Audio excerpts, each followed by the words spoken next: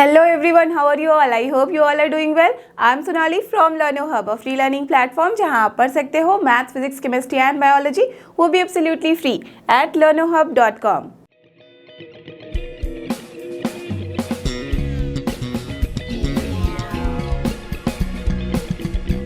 तो चलो एवरीवन, हो जाओ तैयार। आज हम करने वाले हैं फॉर्मूला फटाफट क्लास 11 मैथ्स, जो कि है चैप्टर 8 अपना बायनोमियल थ्योरम, राइट। तो आपने इसका वन शॉट वीडियो भी देखा हुआ है, एनसीईआरटी सोल्यूशन भी किए हैं। तो आप बस एग्जाम के पहले फटाफट से इसके सारे फॉर्मूले को करते हैं रिकॉल। तो get ready with your pen and paper so that we can start together.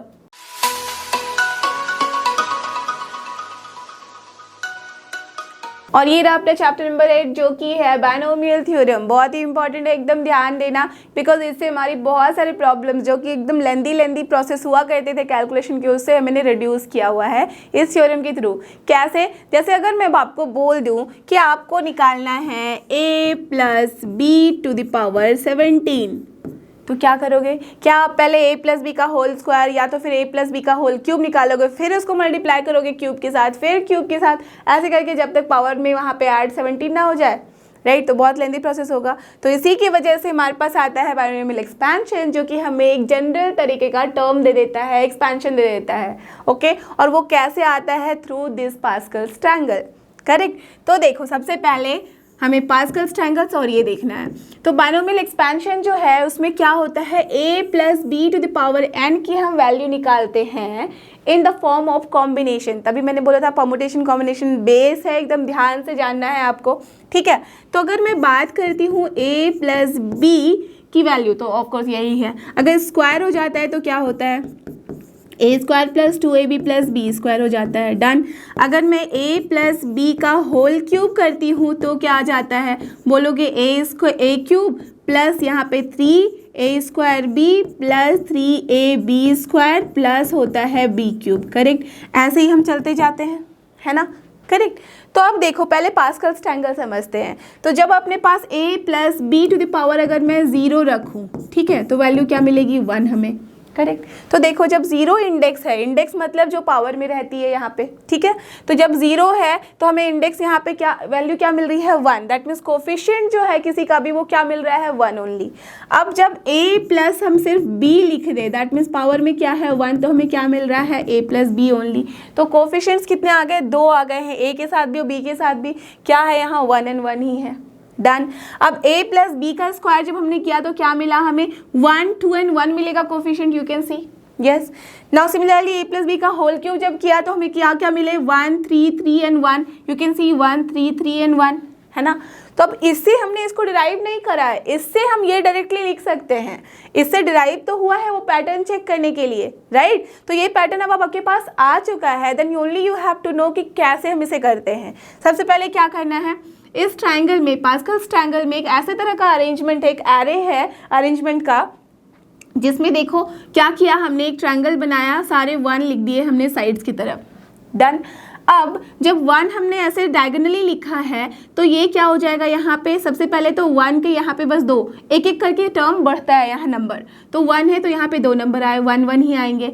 अब यहाँ पे 3 नंबर आएंगे, हमें साइड में हमेशा ही 1 रखना है। अब सेंटर में क्या हो जाएगा? इन दोनों का एडिशन, यू कैन सी। अगर मैं इन दोनों को ऐड करूँ तो 1 + 1 2 आ रहा है।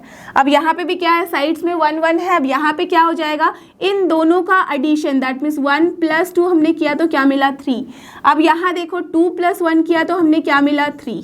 Got the idea. Similarly 1 1 side में आ गए हैं, 1 + हमने 3 किया तो क्या मिला? 4। 3 + 3 किया तो क्या मिला? 6। 3 + 1 किया तो क्या मिला हमें? 4। और ऐसे ही हम चलते जाते हैं, क्लियर। तो पास्कल्स ट्रायंगल लिखना तो बहुत मुश्किल है ना, क्योंकि अगर मान लो 17 के लिए मुझे चाहिए तो मैं उसके लिए उतना तो ड्रॉ करूंगी नहीं। तो अब इसी से हमारे पास आ जाता है इस तरह का फॉर्म, और यहाँ पे हम जनरलाइज कर देते हैं। जनरली किस तरह से हमारा पावर बढ़ता है, देखो, a + b⁻n, n कोई भी पॉजिटिव नंबर यहाँ पे अगर ले लिया हमने, पॉजिटिव इंटीजर, फ्रैक्शन अभी हम लोग बात नहीं करेंगे क्योंकि आपके सिलेबस में बस हमें इंटीजर्स लेने हैं। तो जब हमने इंटीजर लिया तो क्या हो जाएगा? NC0 पहला, NC0 की वैल्यू कितनी होती है? बताया था आपको लास्ट चैप्टर में भी, 1 होता है, ये याद रखना है आपको। तो 1 हो गया, कोफिशिएंट देखो पहला हमेशा 1 होगा। एंड देन जो सबसे पहले आता है a⁻n कर दिया हमने, देख सकते हो। जब सिंपल एग्जांपल ले लो, n की जगह 3 रखोगे तो क्या हो जाएगा? a³, करेक्ट, देख सकते हो आप, a³, done, clear.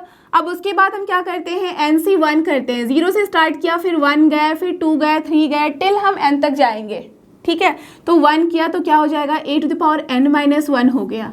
Clear, that means यहाँ पे हमने क्या किया, n में से एक पावर घटा दिया। देख सकते हो यहाँ पे a³ था तो a² हो गया है।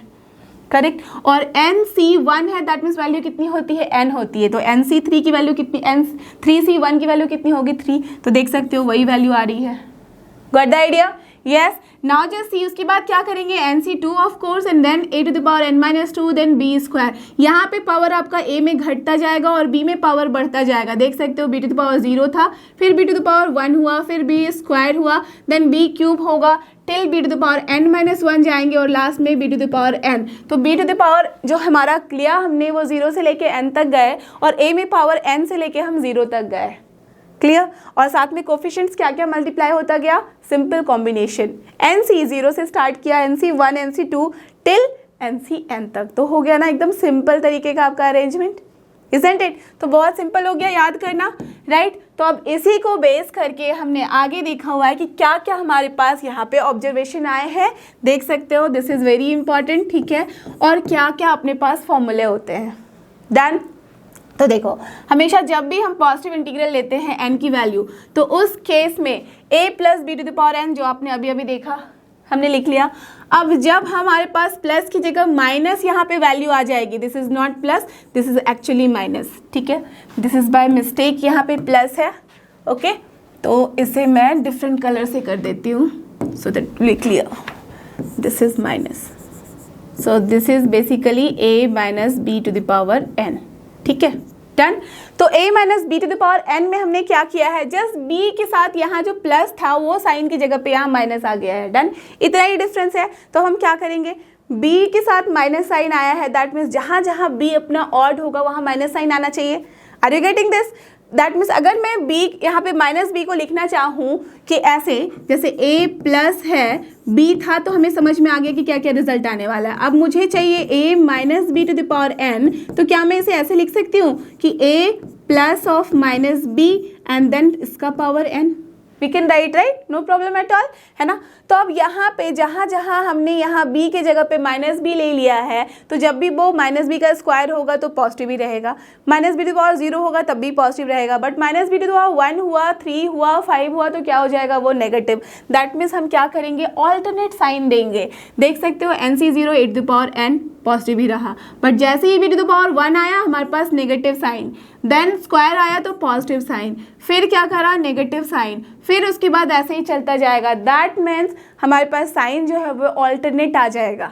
क्लियर, और लास्ट में हमने क्या किया है, -1n NC यहाँ पे n b⁻n। That means it will totally depend upon कि n की वैल्यू हमने कितनी ली है। स्टिल 6 तक गए हैं, 7 तक गए हैं, 8 तक गए हैं, उसके हिसाब से। ठीक है, क्लियर, अंडरस्टूड। तो बस यही डिफरेंस होता है यहाँ पे, जब हमने यहाँ क्या किया, a - b⁻n लिया। अब जब हम यहाँ बात कर रहे हैं a + b⁻n की, तो हर टाइम तो हम इतना सारा लंबा प्रोसेस नहीं लिखेंगे ना, इतना लंबा टर्म नहीं लिखेंगे। तो उसके लिए हम क्या करते हैं, इसे प्रॉपर तरीके से एकदम जनरलाइज तरीके से लिख देते हैं। That means summation k = 0 to n NCk a⁻n - k into b⁻k। इसका मतलब देख लो, अगर जब k की वैल्यू हमने 0 रखी, ठीक है, तो ये क्या हो जाएगा, NC0 a⁻ क्या हो जाएगा, n - 0, that is a⁻n only, first term. अब जब यहाँ b⁻0 रखोगे दैट इज 1 ओनली। सिमिलरली देख लो, जब 2 रखोगे तो क्या हो जाएगा, NC2 a², देन यहाँ a⁻n - 2 इंटू b², यही वाला टर्म आ रहा है। Correct, are you getting this? That means हमने जनरलाइज करके इसको इस तरह से लिख दिया है। Clear, done. अब जब यहाँ पे a की जगह पे 1 और b की जगह पे a आ जाएगा तो क्या होगा, देखो क्या बताया था, पहले वाले का पावर क्या होता है, घटता जाता है या बढ़ता जाता है। याद रखना, पहले वाले का पावर हमेशा a⁻n से हमने स्टार्ट किया था तो वो घटता गया था टिल 0। करेक्ट, तो यहाँ 1 है एज की पहला वाला अपना टर्म, तो 1 के ऊपर आप कोई भी पावर रखो, क्या होगी वैल्यू, 1 ओनली। करेक्ट, अब दूसरा वाला जो टर्म था उसका पावर क्या हुआ था, 0 से लेके बढ़ता गया था। दैट मीन्स हम b⁻ की जगह पे यहाँ क्या करेंगे, a, तो a⁻ बढ़ता जाएगा, 0 से स्टार्ट होता है, तो दैट्स वाई पहला वाला टर्म हमारा क्या हो गया, सिर्फ और सिर्फ 1, NC0 that is 1 only. Correct, अब यहाँ पे हम क्या करेंगे, a⁻1 किया, a² किया, a³ किया, टिल कहाँ तक जाएंगे, a⁻n तक। Got the idea? So this is the formula for this one. तो डायरेक्टली हम इसको यूज़ कर सकते हैं। अब देखो सबसे इम्पॉर्टेंट जिसके हिसाब से आप समझोगे कि हमने यहाँ पे क्या क्या समझा है और कैसे लिखना है टर्म्स को इन द बाइनोमियल एक्सपेंशन। ठीक है, सबसे पहले जो टोटल नंबर ऑफ टर्म्स होते हैं वो कितने होते हैं। जब अपने स्क्वायर किया था तो 3 टर्म आए थे, जब क्यूब किया तो अपने पास कितने टर्म्स आए थे, 4 आए थे। तो a plus b to the power n हमने किया है तो कितने टर्म आएंगे, n plus 1, that means index plus 1। This is very important. Total number of terms कितने होंगे, जितना भी आपका पावर है इंडेक्स है उससे एक ज़्यादा। डन। अब पावर ऑफ जो फर्स्ट टर्म है वो क्या होता है, डिक्रीज करता है by 1 starting from 0। Similarly power of जो सेकेंड टर्म है वो क्या करता है, इंक्रीज करता है बाय 1 स्टार्टिंग फ्रॉम 0, जिसके बारे में अभी डिस्कस किया। करेक्ट। अब सबसे ज़्यादा important, sum of the indices in always same. ध्यान रखना जब हम इंडिसेस को ऐड कर रहे हैं, दैट मीन्स कोई सा भी ले लो, जैसे ये वाला टर्म ले लो, तो इनकी दोनों के पावर को आप ऐड करो, n माइनस 1 प्लस 1 कितना आ गया, n ओनली। यहाँ पे ऐड कर लो क्यूब वाला, n माइनस 3 प्लस 3 कितना आ गया, n only. Now the last one n है सिर्फ तो n ही रहेगा। Are you getting this, that means या तो फिर चलो इसके लिए भी देख लो, n यहाँ पे 1 है, यहाँ n माइनस 1 है, कितना हो गया n, यहाँ पे क्या है n। दैट मीन्स देख रहे हो, अब जितने भी टर्म्स, सारे टर्म्स में से कोई भी टर्म उठा लो, उसके जो इंडिसेस का सम होगा that will be always same and that will be equal to the given indices that is n। Clear, understood the point. So यही लिखा है यहाँ पे कि all the terms is equal and the index and it will be equal to the index of the expansion. अगर हमारे पास a plus B cube निकालना है तो वहाँ पे वो इंडिसेस का जो सम है वो 3 ही होना चाहिए। अगर 5 निकालना है तो इंडिसेस का सम हर एक टर्म में 5 ही होना चाहिए। तो ये आपको याद करने के लिए बहुत ईजी रहता है। कभी भी गलती से कुछ किया है तो चेक कर लेना कि इंडिसेस का सम क्या होना चाहिए, इक्वल, और वो भी इक्वल टू किसके, जो गिवन इंडेक्स होगा। Clear, understood. तो चलो इसके आगे देखते हैं अब। और ये रहा अपने पास जनरल एंड मिडल टर्म। तो जनरल टर्म तो अभी अभी आपने देख लिया था कि हमने कैसे रखा हुआ है। तो जनरली या तो k लिखो या तो फिर r लिखो, और ध्यान रखना जो हम जनरल टर्म लिखते हैं उसमें हमेशा हम उसे रिप्रेजेंट करते हैं tr+1 से। ओके, तो अगर हमें 5th टर्म निकालना है तो हमें क्या करना होगा, सोचो कि अगर मुझे 5th टर्म मैंने आपको बोला निकालने को, ठीक है, तो काफ़ी बच्चे यहाँ पे मिस्टेक करते हैं कि वो t5 लिख देंगे और फिर वहाँ पे nc5 a to the power n minus 5 b to the power 5 ऐसे लिखेंगे और वहीं पे हो जाएगी गलती। वाई, बिकॉज ये जो जनरल टर्म है वो यहाँ पे है फॉर tr+1, ना कि tr के लिए। Got the idea? That means if we want to write t5 then what we need to write tr+1 के फॉर्म में, and that means we have to write t4+1। अब हम यहाँ आराम से लिख सकते हैं using this formula। ये क्या हो जाएगा, nc4 and then देखो क्या होता था a to the power n minus r, तो हम क्या लिख सकते हैं n minus 4 into b to the power 4, तो ये हो जाएगा करेक्ट। Clear, understood. तो ये ध्यान रखना कि हम जो भी टर्म लिखते हैं, अगर हम 5th टर्म लिख रहे हैं तो दिस शुड बी हियर 4+1 के टर्म में। That means tr+1 will be always ncr a to the power n minus r into br।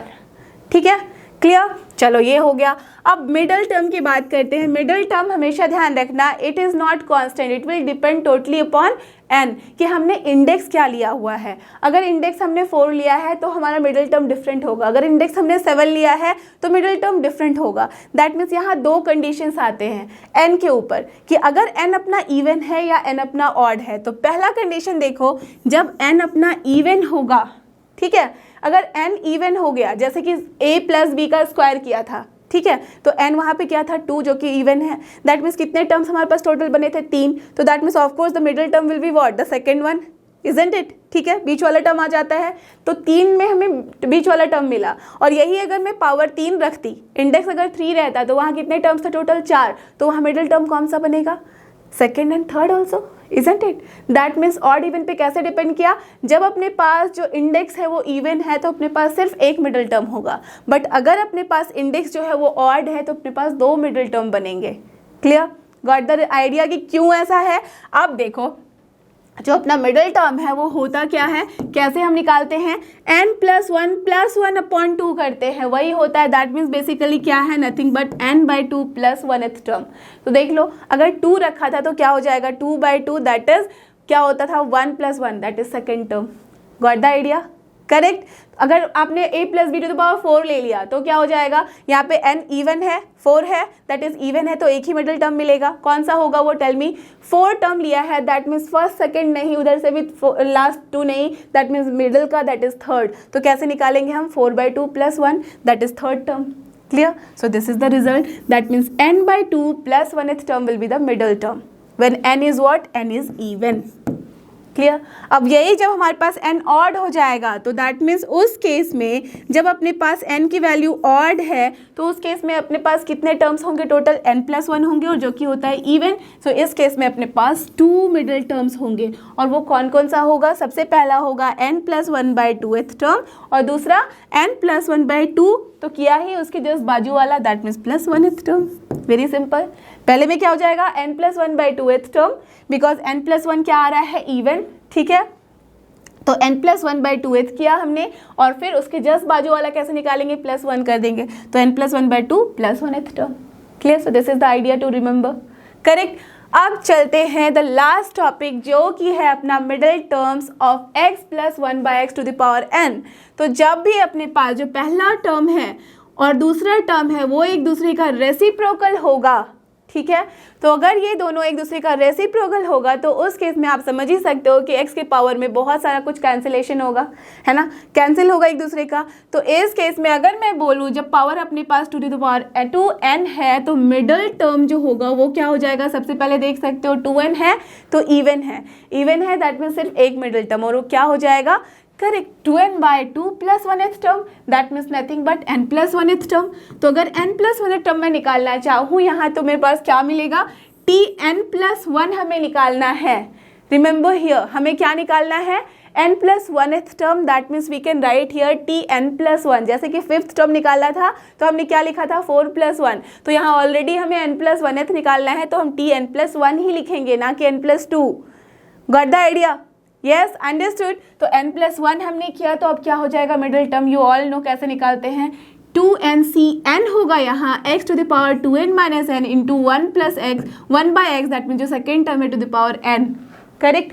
और देख लो रिजल्ट क्या आ रहा है, x to the power 2n - n का मतलब x to the power n, और इसका मतलब 1/x to the power n, तो दोनों कैंसिल हो जाएगा, क्या बचेगा, सिर्फ 2ncn जो कि क्या है, कांस्टेंट, या तो आप बोलो independent of x। Clear. That means इस केस में अपने पास जो मिडिल टर्म है वो है इंडिपेंडेंट ऑफ x। और आपको पता ही है, आपने जो क्वेश्चन सॉल्व किए हैं उसमें बहुत सारे ऐसे क्वेश्चन आते हैं that you will be given the expression and you have to find कि which term is here independent of x या तो कांस्टेंट टर्म। ठीक है, तो वहाँ पे हम इसी तरह का कॉन्सेप्ट यूज करते हैं। Clear, understood. तो बस इसी तरह से हमें इसके सारे फॉर्मूले को रिकॉल करके यूज़ करना है। सो इसके साथ ही अपना ये वाला टॉपिक होता है यहाँ पे फिनिश, और इसके साथ ही अपना बाइनोमियल एक्सपेंशन होता है यहाँ पे फिनिश। आई एम श्योर आपको सारे फॉर्मूले इसके रिकॉल हो चुके होंगे और समझ में भी आए होंगे। So don't forget, this is लर्नो hub, free learning platform, free है पर बेस्ट है। थैंक यू, हमारे साथ बने रहो फॉर द नेक्स्ट चैप्टर।